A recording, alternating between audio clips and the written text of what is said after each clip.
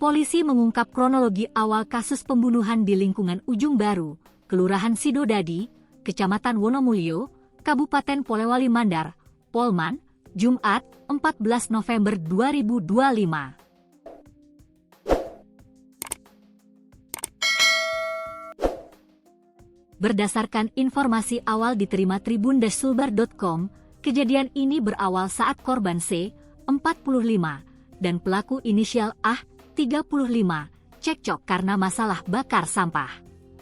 Menurut Kapolsek Wonomulyo, AKP Sandi Indra Jatiwiguna, hubungan antara korban dan pelaku memang kurang harmonis sejak 1 bulan terakhir diduga karena perkara sampah.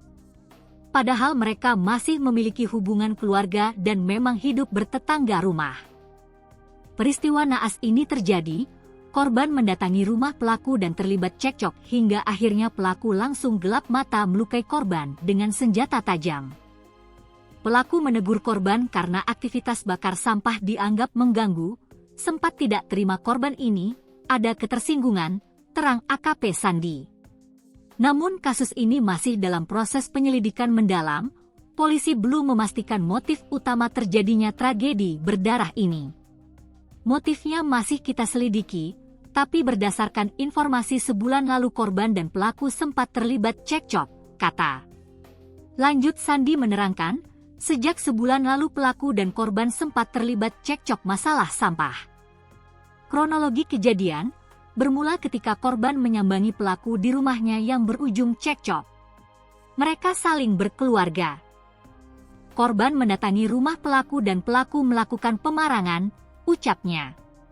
Sebelumnya diberitakan, peristiwa berdarah ini sempat menghebohkan warga di Kelurahan Sidodadi, Kecamatan Wonomulyo. Lantaran korban sempat tergeletak di pinggir jalan dengan penuh darah di sekujur tubuhnya. Warga mengevakuasi korban ke RS Pratama Wonomulyo untuk mendapat penanganan.